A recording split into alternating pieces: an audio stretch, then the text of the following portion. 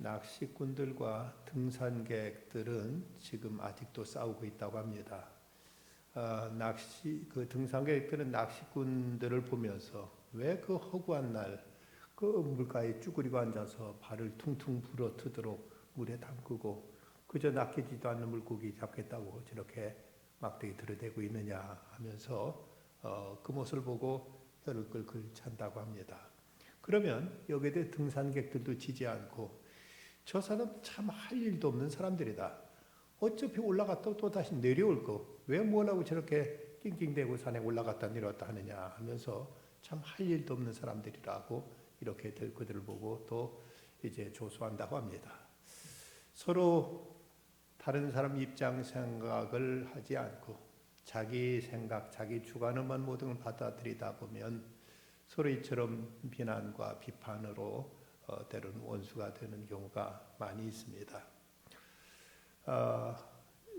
역사상 최의 강대국 그리고 제일 광대한 나라를 이뤘던 몽골 제국을 창시했던 징기스칸, 그가 18살 때 결혼했는데 그때 그와 결혼했던 여자는 자기가 동갑내기인 그 소꿉동무 친구인 볼테라는 여자였습니다. 근데 그가 결혼했을 때 그의 그 주변에 있던 메르켈 부족이 그 결혼식의 그 어수선함을 틈타 가지고 갑자기 300기의 기병을 이끌고 공격해 왔습니다. 부지 중에 갑작스럽게 당한 일을 공격했던지라 거기에 어떻게 대처할 수도 없고 그야말로 목숨 살리기 위해서 불현하게 도망갔는데 그만 그 틈에 자기의 신부인 볼테는 포로로 돼서 끌려가 버리고 말았습니다. 겨우 941생으로 생명을 건진 징기스칸은 절치부심 복수를 꾀하다가 주변 부족들의 도움을 받아가지고 이제 메르킷 부족들을 이제 연합 공격해서 대파하고 자기 빼앗긴 아내를 되찾아왔습니다. 근데 막상 아내를 되찾아오고 보니까 그 아내는 이미 그 적 부족장의 아내가 돼서 그 몸은 만삭이 된 몸이었고 그 몸에는 그 원수의 씨앗이 자라고 있었습니다. 이것을 보고 너무 실망하고 충격받은 징기스칸은 그녀와 그 새끼를 함께 죽이려는 이런 생각까지도 품었습니다. 그때 그의 어머니가 호에륜이라는 그 어머니가 그에게 이렇게 충고합니다. 아내와 적군도 포용할 줄 모르면서 어떻게 세상을 얻겠느냐. 세상을 얻으려면 세상을 덮을 포용력을 갖춰라. 그 얘기를 듣고 보니까 정조를 잃은 그 아내의 잘못은 없었습니다. 자기가 지키지 못한 자기 잘못과 자기의 부족함이 있었던 것입니다. 그래서 징기스칸은 마음을 고쳐 잡고 아내를 받아들이고 아내로 사랑합니다. 그리고 그 몸에서 난 원수의 씨앗인 그 어린 아이도 손님이란 뜻의 주치라고 이름을 짓고는 자기 다른 자식과 조금도 차별하지 않고 그 아이를 잘 길러서 아버지로서 그에게 모든 역할을 다 했다는 것입니다.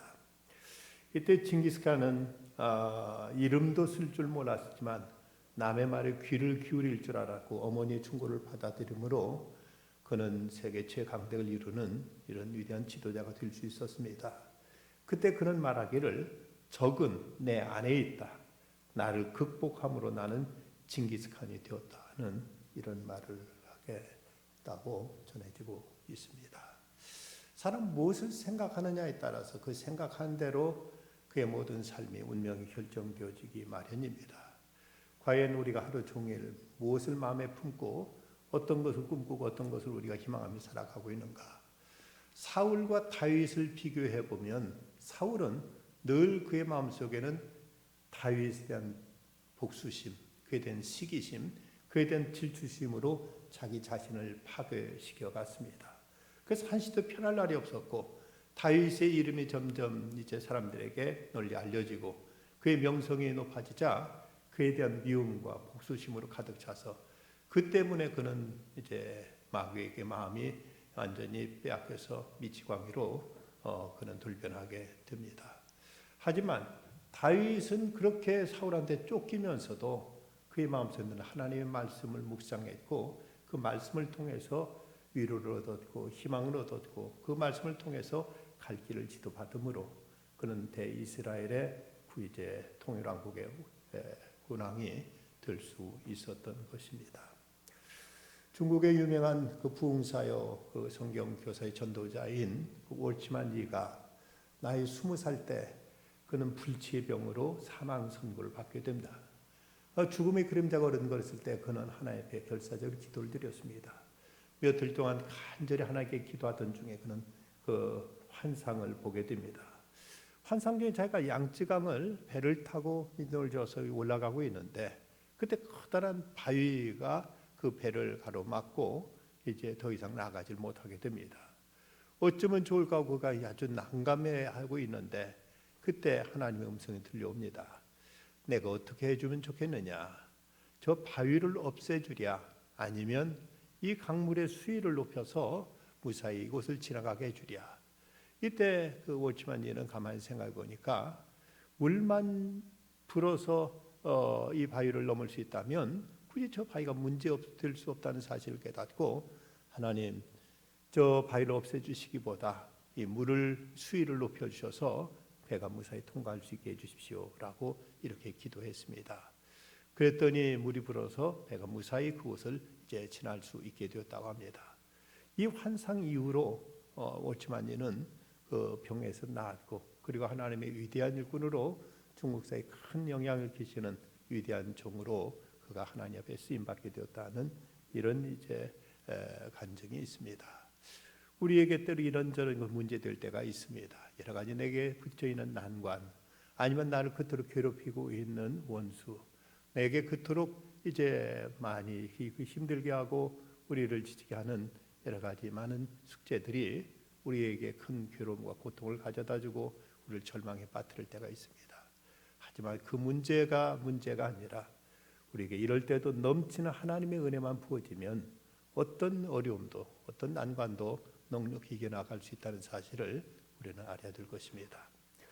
오늘 말씀 43절 예수님은 또 내 이웃을 사랑하고 내 원수를 미워하라 하였다는 것을 너희가 들었으나, 여기 너희가 들었으나라는 말씀은 구약 성경과 또한 이스라엘 유대인들의 그 전승을 예수님께서 이제 생각하시면서 너희들이 이런 말씀 들었지 않느냐 하고 이렇게 저들에게 이제 저들이 알고 있는 성경적인 지식 아니면 조상들로부터 내려오는 그 전승을 예수님께서 근거로 이제 말씀을 시작하십니다. 그런데 여기서 이제 하신 말씀, 내 이웃을 사랑하고 내 원수를 미워하여라 하였다는 걸 너희가 들었으나, 여기서 이제 그 이웃은 사랑하고 원수는 미워하라 하겠다고 이제 유대인들이 당시 하던 말을 여기서 예수 인용하고 계신데, 여기서 이웃은 누구고 원수는 누군가? 이웃은 같은 동족 이스라엘 사람들을 말하고, 원수는 이스라엘 밖의 이방인들, 특히 이스라엘 괴롭히고 하나님 모르는 사람들, 그들을 이제 이 당시 유대인들은 원수라고 생각하고 있었던 것입니다.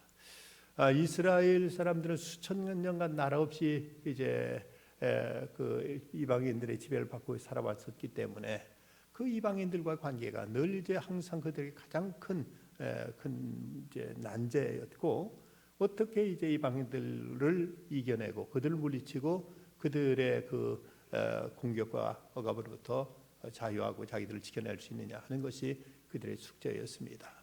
그래서 항상 이방인들에 대한 강한 경계심과 그들에 대한 어떤 적개심을 품고 있었던 것이 당시나 또 요즘도 뭐 유대인들이 가지고 있는 그들의 어떤 그 민족 의식이라고 말할 수가 있습니다. 그런데 여기 보면 내 이웃을 사랑하고 원수를 미워하라 했다는 말을 너희가 들었으나라고 예수님께 말씀하시는데, 그런데 이 말씀이 구약 성경은 어디에도 없습니다. 이 말씀을 여기 가까운 이 말씀과 가까운 어떤 구절을 굳이 찾자면은 그것은 레위기에 있는 말씀으로서 레위기서에 보면 예수님 그 나온 거기에 나와 있는 말씀이 내 이웃을 그 사랑하라 하고 이렇게 돼 있을 뿐 이제 거기에 대해서 내 원수를 갚지 말며 동포를 원망하지 말며 내 이웃을 사랑하기를 내 자신과 같이 사랑하라. 나는 여호와니라고 이렇게 말씀하셔서 레위기 19장 18절에 이 말씀에 보면 여기서 성경에는 이웃을 사랑하라고 말씀은 되어 있지만 원수를 미워하라는 말씀은 구약에도 없습니다. 근데 이것은 그 성경에 나와 있는 말씀이 아니라 바로 유대인들이 이걸 덧붙인 것이죠.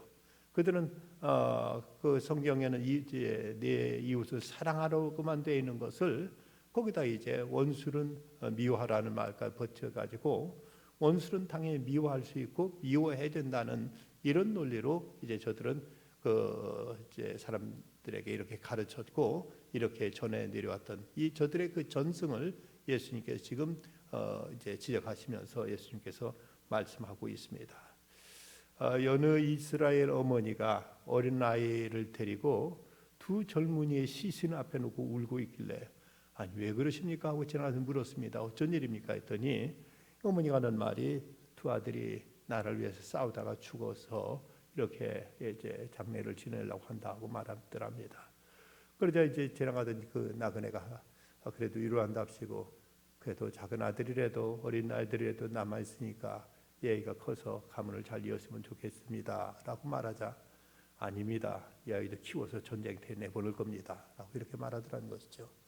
이들이 이만큼 어떤 원수에 대한 철저한 어떤 적개심을 가지고 있고 그때 되는 복수심을 가지고 있는 것이 유대인들의 어떤 그들의 민족 의식이라고 말할 수 있습니다.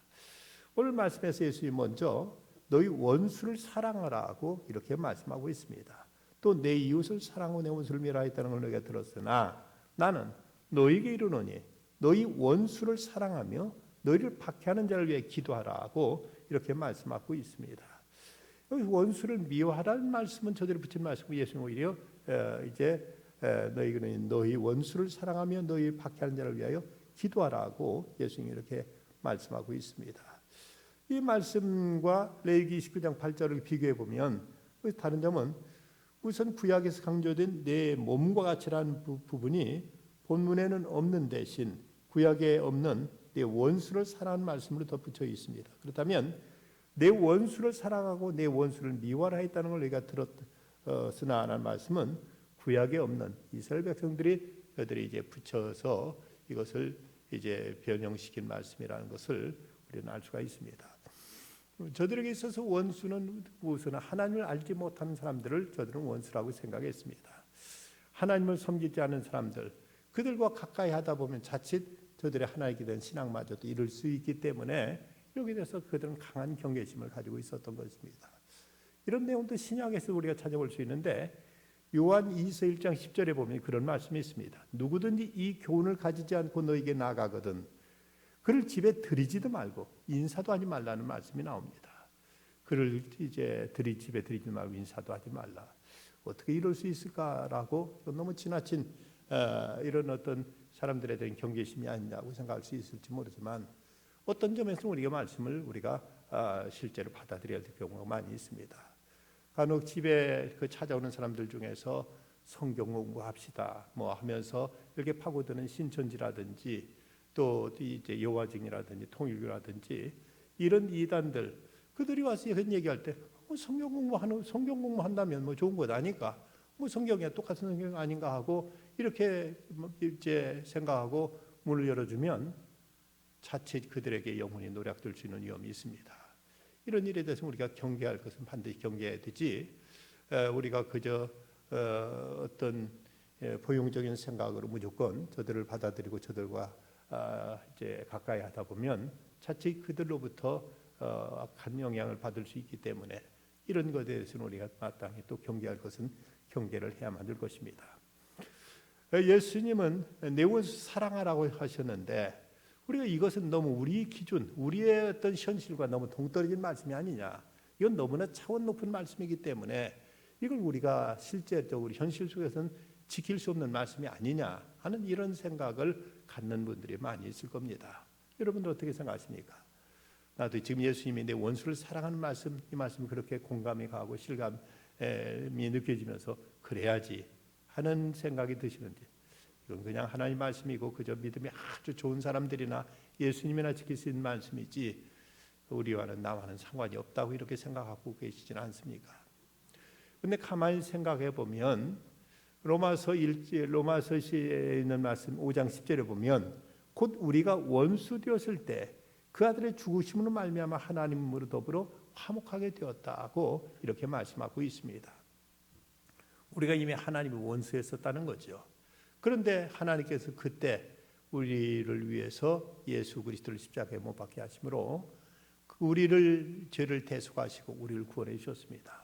하나님께서 원수였던 우리를 구원해 주셨다면, 그럼 우리가 그 하나님의 원수였던 우리가 구원받았다면 우리가 이제 어떻게 다른 원수를 탓할 수 있겠는가를 생각하지 않을 수가 없습니다.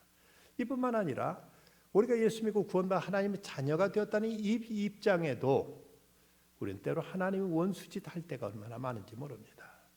우리가 하나하나 생활한 삶 속에서 얼마나 하나님의 속을 썩이고 하나님 뜻을 거역하고 하나님께 불순종하면서 하나님께 원수 노릇하고 있는 일들이 얼마나 많은가.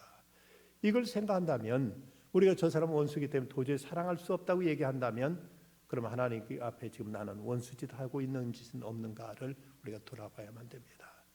우리 삶 속에 아직도 숱하게 이런저런 허물이 남아있고 이런저런 자기 혈기가 남아있고 이렇게 저렇게 하나님을 속썩이고 하나님께 근심과 하나님의 뜻을 거스리는 이런 일들이 우리에게 많이 있다면, 우리가 지금도 우리 하나님의 자비와 은총을 힘입어야 될 입장일진데, 우리 또한 다른 사람 너는 나의 원수기 때문에 도저히 내가 너를 사랑할 수 없다고 우리가 완전히 구별해버리면, 그렇다면 우리는 하나님의 은총을 어떻게 덧입을 수 있을까를 우리는 생각해야만 될 것입니다. 손양원 목사님이 자기 아들을 지금 원수를 이제 그 양아들로 삼으신, 그야말로 사랑의 원자탄이라는 그 책으로 이번에 그 거룩한 그분의 참 숭고한 사랑 이야기가 소개될 만큼, 정말 이 시대에 우리나라의 세계 어느 곳에도 이런 분 찾아보기 어려울 만큼 위대한 그 사랑의 사도라고 말할 수가 있습니다. 그때 그 두 아들 죽인 그 원수를 양아들 삼겠다고 하자, 손양원 목사님의 딸인 손동희 권사, 그 당시 그 중학생이었는데, 그 말을 듣고는 그냥 기절초풍하는 줄 알았습니다. 그 하는 말이, 아버지는 왜 그렇게 별나게 믿어요?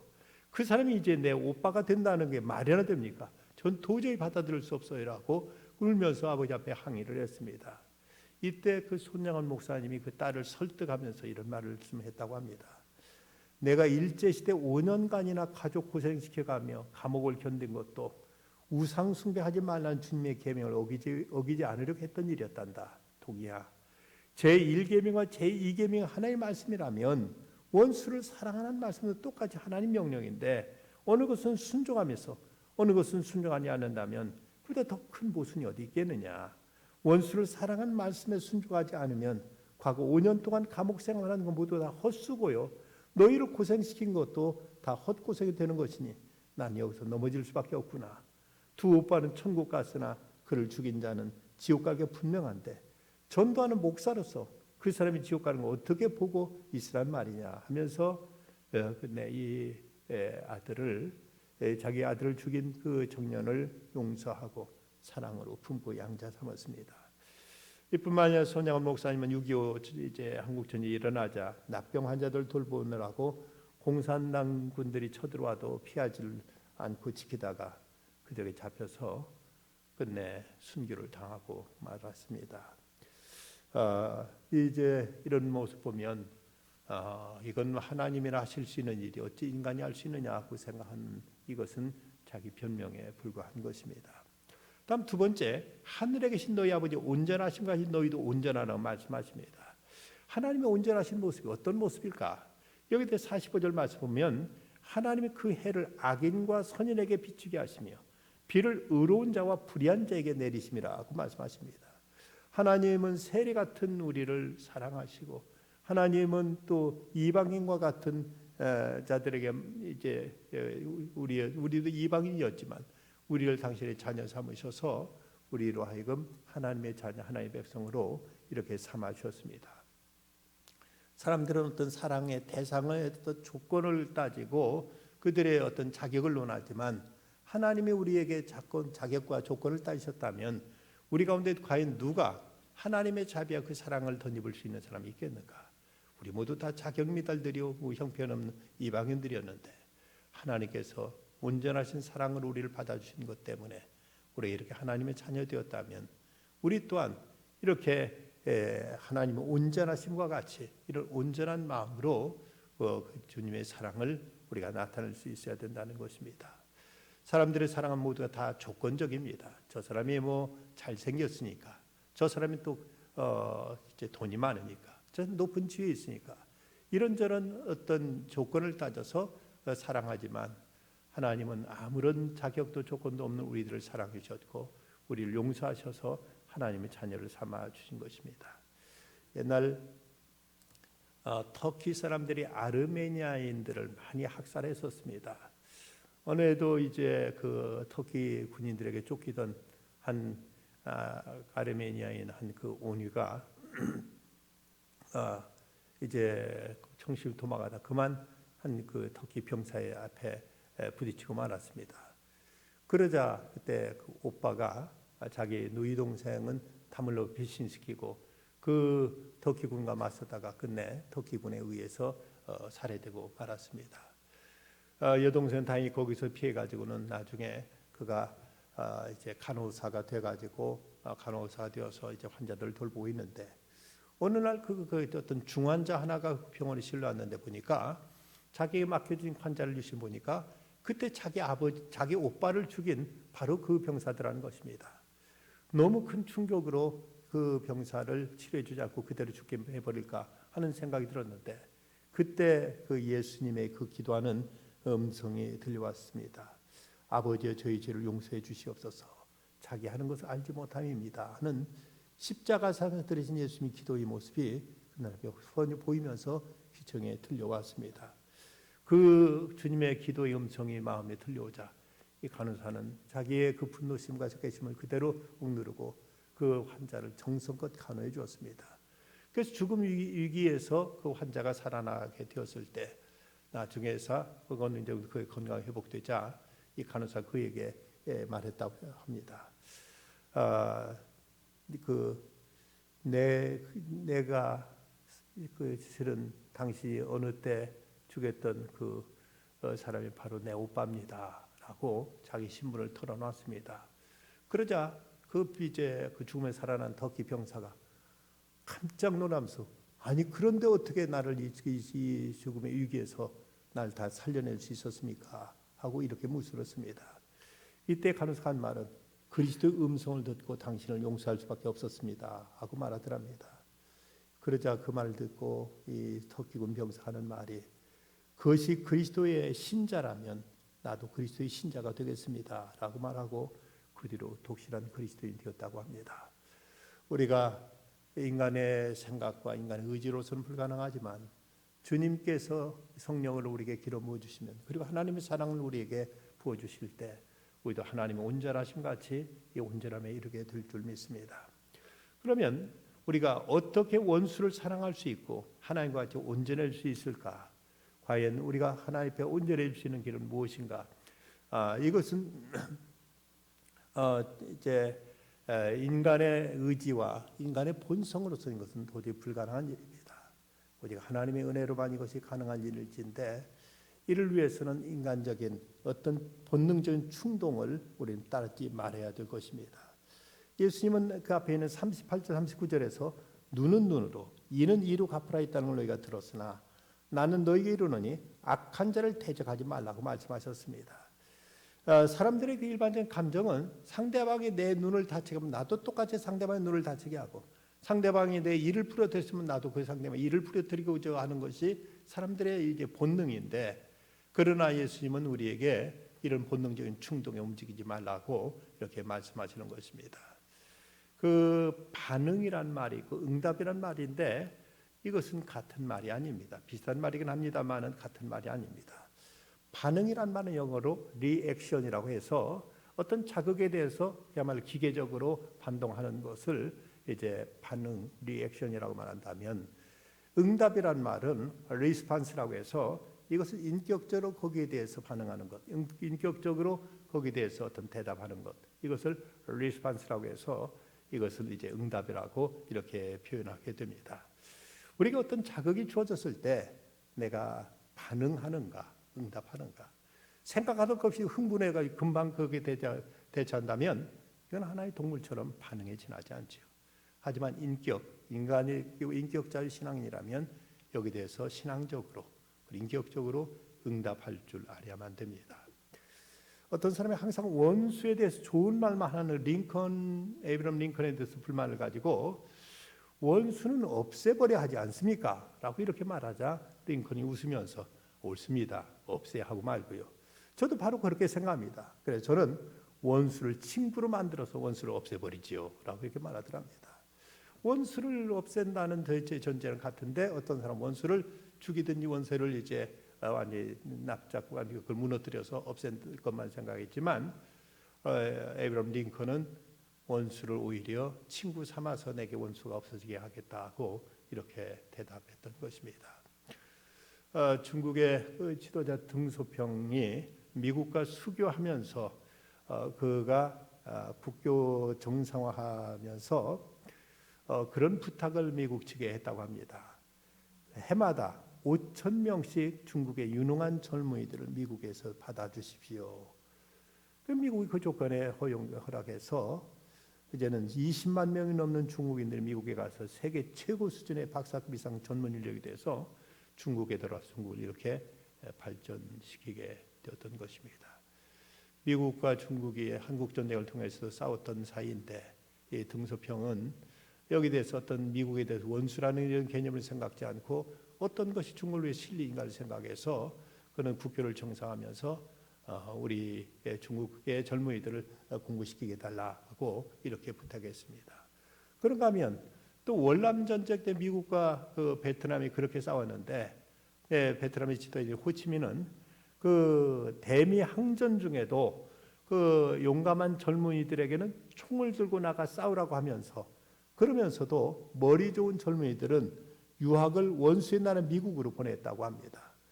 그렇게 저들은 감정에 어떤 이끌려서 행동하기보다는 이럴 때도 이성적으로 판단하고 저들은 여기에 대해서 반응하기보다는 응답함으로 문제를 풀어서 나라를 저들은 부강한 나라로 키울 줄 아는 지혜가 있었다는 것이죠.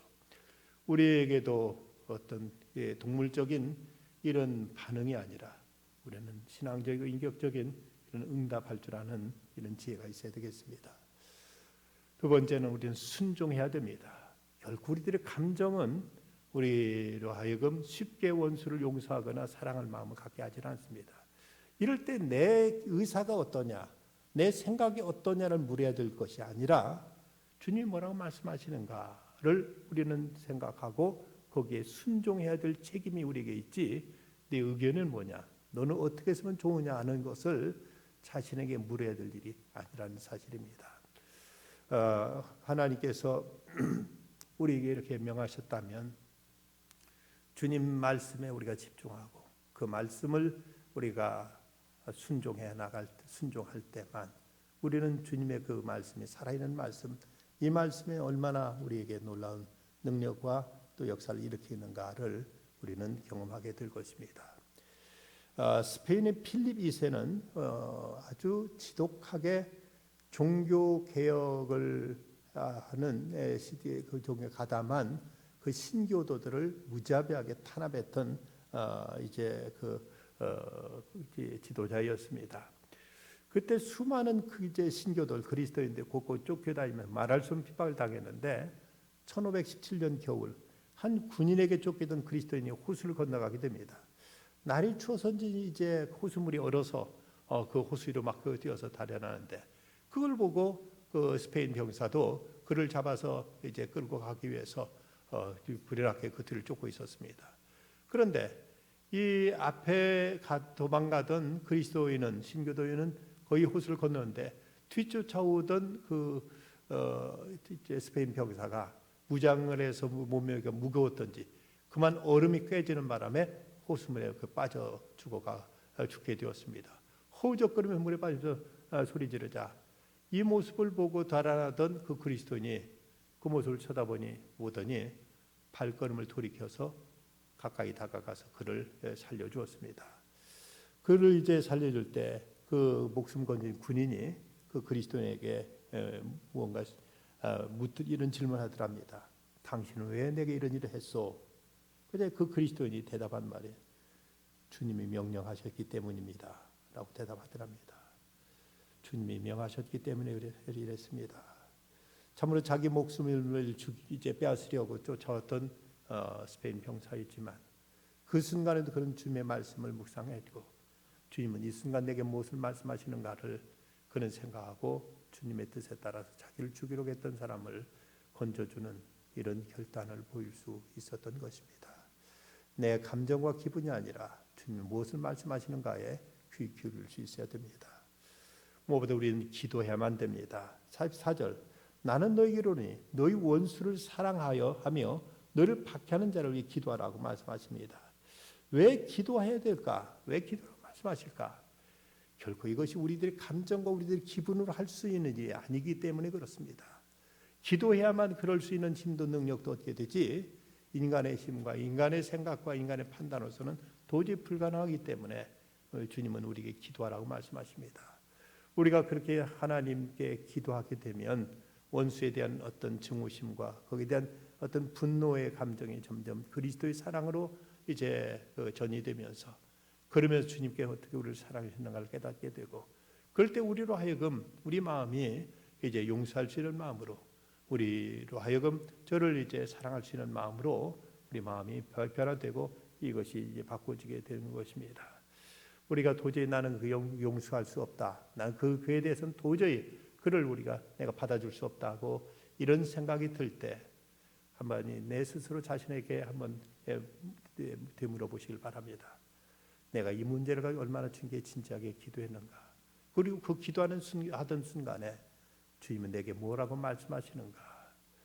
우리가 정말 하나님께 간절한 심정으로 주 앞에 기도하고 보면 이제는 내 의지나 내 어떤 감정이 아니라 내가 알지 못하는 그 신비한 하나님의 그 사랑이 내게 임하게 되고 하나님의 능력이 내 마음을 사로잡으셔서 넉넉히 용서하고 사랑할 수 있는 마음으로 바꿔지게 될 것입니다. 우리가 원수를 사랑하지 못하는 이유가 있다면 그것은 무엇보다 기도하지 않기 때문입니다. 원수를 기도할 수만 있으면 사랑할 수도 있습니다. 내게 상처를 준 형제로 인해서 밤새 그를 사랑할 수 있도록 해달라고 기도했다면 어떤 원수도 넉넉히 사랑할 수 있는 마음이 주어질 것입니다. 그래서 스펄전은 말하기를 기도는 자비의 심부름, 자비의 선발대라고 말하면서 기도하기 시작하면 그리스도의 자비가 우리에게 임해서 원수까지도 사랑하게 된다고 이렇게 말하고 있습니다. 미국의 어떤 직장에 나가던 사람이 어느 날 회사에 출근했더니 그만 자기 책상 위에 그 해고 통보가 사전 아무런 언급도 없이 딱 책상 위에 놓여 있는 것이었습니다. 이걸 보고 그런 너무 큰 충격과 분노가 치밀어 올라왔습니다. 이놈들 다 죽여버려야지 하는 마음을 가지고 뛰쳐나와서 집에 들어와서 아내한테 말했습니다. 세상에 나는 이것저것 다 해봤지만 아무것도 되는 것이 없어. 이제 나는 이제 아무것도 할 일 없으니 내가 죽을 길밖에 없으니 이놈들 원수나 갖고 죽겠다고 자기 부인 앞에서 소리 질렀습니다.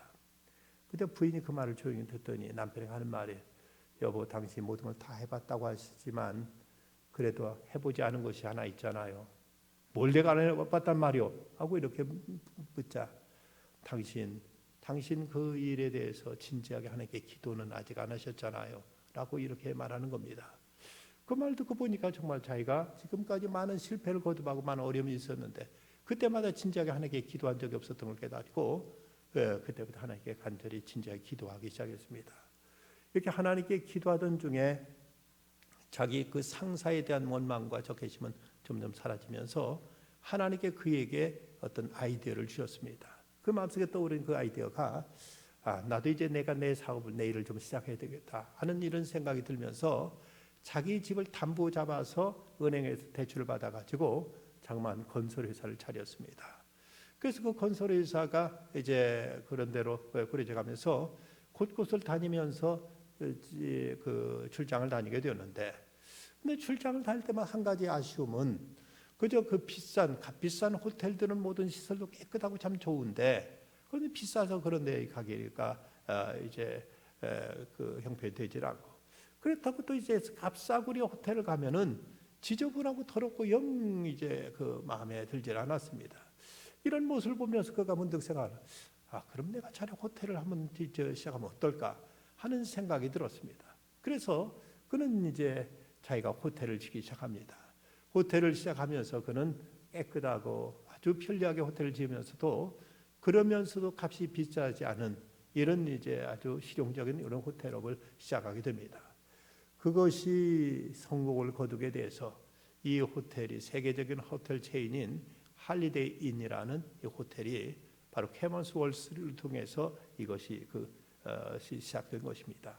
이 캐먼스 월스는 자기의 실패 속에서 하나님께 기도하기 시작하자 어떤 그 상사에 대한 분노심과 적개심, 미움, 복수심이 눈녹듯 사라지면서 하나님께 오히려 그에게 지혜를 주셔서 그로 하여금 새로운 사업을 시작하게 되었고, 이것이 세계적인 유명한 호텔 체인 할리데이 인을 시작할 수 있는 이런 시발점이 되었다는 것입니다. 기도하고 보면 하나님께서 오히려 우리에게 새로운 길, 더 좋은 길로 이끌어 주시는 것입니다. 예수님 말씀하십니다. 너에게 이르노니 너희 원수를 사랑하며 너를 핍박하는 자를 위해 기도하라. 이같이 한즉 하늘에 너희 아버지 아들이 되리라고 말씀하십니다. 여기서 하나님 말씀에 순종하게 될 때, 그럴 때 이제 어떤 결과가 나타나는가? 먼저 하나님의 자녀됨이 확증되어진다고 말씀합니다. 주님은 이웃에 대한 사랑과 원수를 위한 기도에 이어서 하늘에 계신 너희 아버지 아들이 되리라는 이런 놀라운 축복을 말씀하십니다. 내가 누구의 아들이라면 분명 아버지와 닮은 점이 있어야 됩니다. 그런데 우리가 어떤 점에 닮은 점이 있을까? 아무것도 닮은 점이 없었다고 아들이라고 고집한다면 뭘 가지고 증명할 수 있을까? 바로 우리가 하나님이 우리에게 그러신 것처럼 우리도 원수를 사랑하는 이런 마음을 나타내게 될 때, 이것이 하나님의 자녀된 증거로 확증되어진다는 것이죠. 어떤 아이가 초등학교 다니는 아이가 어느 날 이제 밖에 나갔다 오더니 울면서 들어오더니 자기 방으로 문 닫고 들어가서 문도 열지도 않고 우르대면서 나오지를 않습니다. 그런데 그 다음날 학교도 가지 않는 것입니다. 이 왜 그런가? 부모가 걱정해 별소리 달래도 아이가 말도 하지 않습니다. 선생님이 걱정해서 찾아와서 선생님한테 조용히 방에서 털어놓습니다. 제가 밖에 나갔더니 동네 할아버지들이 너는 탈에서 좋은 아이라고, 이 집 아들이 아니라고 그래요. 그러면서 애가 우는 겁니다.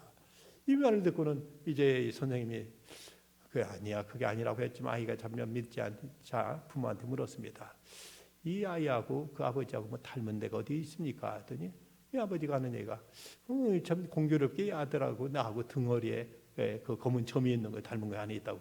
그래 그걸 가지고 야 이놈아 이거 좀 봐라. 너 아버지가 점 있는 거 너도 검은 점이 또 같지 않냐? 하니까 그때서 이 아이가 그 말 듣고는 자기가 아버지 아들이라는 것을 이제 믿고 이걸 깨닫고 받아들이게 되더라는 것입니다.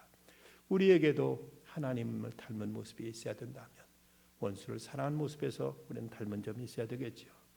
또 그리스도의 가장 위대한 선교의 그 간증을 낳게 됩니다. 우리가 원수를 사랑하게 될 때 이것이 그리스도의 놀라운 신앙 간증이 되지요. 46절 너희가 너희를 사랑한 자를 사랑하면 무슨 상이 있으리요? 세리도 이같이 아니하느냐고 말씀합니다. 사랑하는 사람을 사랑하는 것은 세리도 할 수 있는 일이지만 사랑하지 못할 사람을 사랑하는 것이 이것이 과연 그리스도인과 다르다. 이거 정말 이 믿음의 모습이다 하는 이런 선교적인 관계를 이제 증거가 되어질 수 있습니다. 현대 과학이 그야말로 못 만들어내는 것이 없을 만큼 이 시대에 많은 상상치 못한 많은 걸 만들어내는데 아무리 과학이 발달해도 만들지 못하는 것이라면 바로 사랑입니다. 과학과 기술로는 사랑이 만들어지질 않습니다.